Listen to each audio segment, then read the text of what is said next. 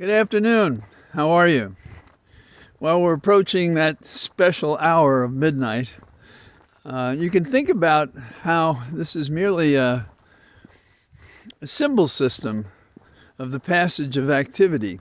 That is, time is that. Because elsewhere in the world, it's considered to be a different time.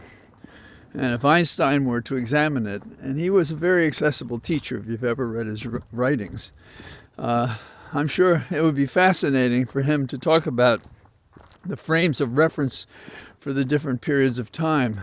Now, I guess since motion is the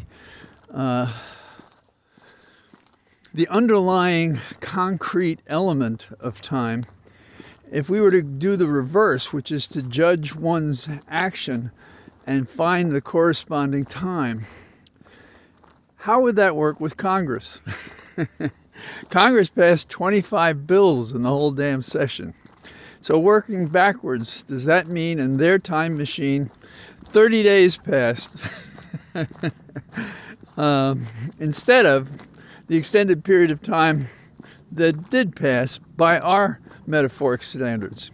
Okay, I've had no spirits or anything, so I don't want you to think that's the explanation for my bizarre short memo on time. But Congress has to be embarrassed. It's shameful, and it's really, while I'm on this line of discussion, think about these guys requiring persons in an advanced age, in order to receive any kind of welfare recipients, despite the Constitution that says that we should provide for the general welfare.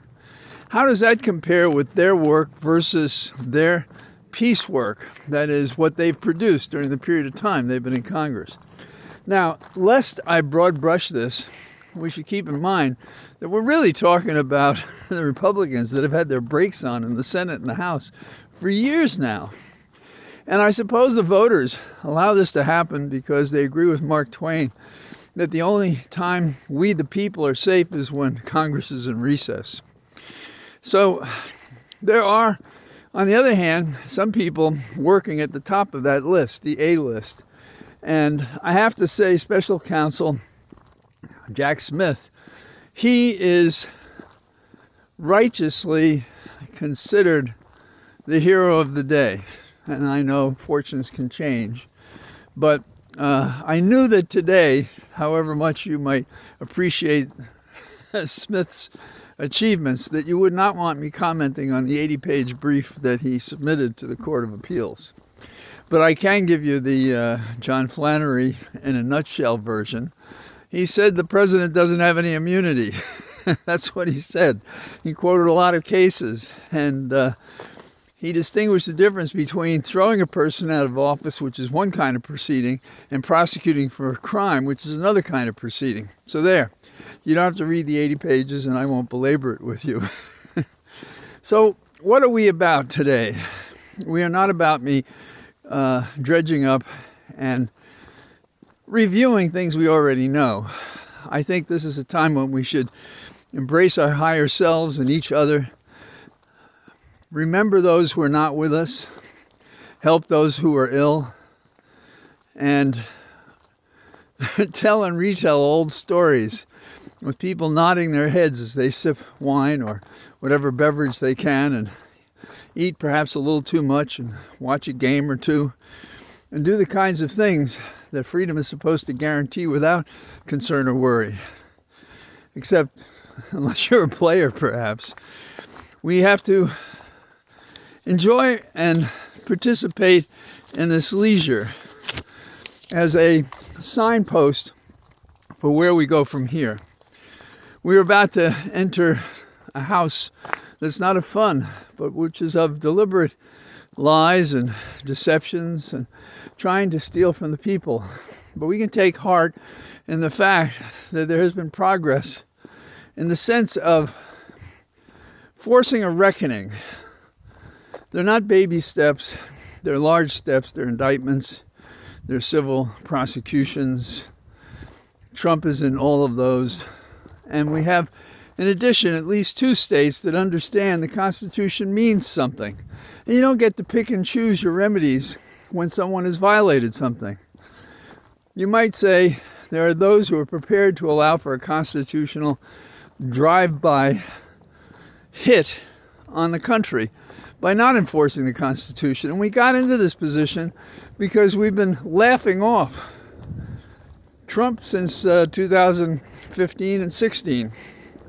And we still have people laughing about it. They think there's some mechanical resistance in our system that will all set it right. Well, you know who that is? That's those of us who are about to celebrate coming into the new year. We're the ones that may end up making this right, but that's not the way it should go. That's too dangerous. We are in a position where we've already had a fellow who's convinced 30% of our population that he really didn't lose.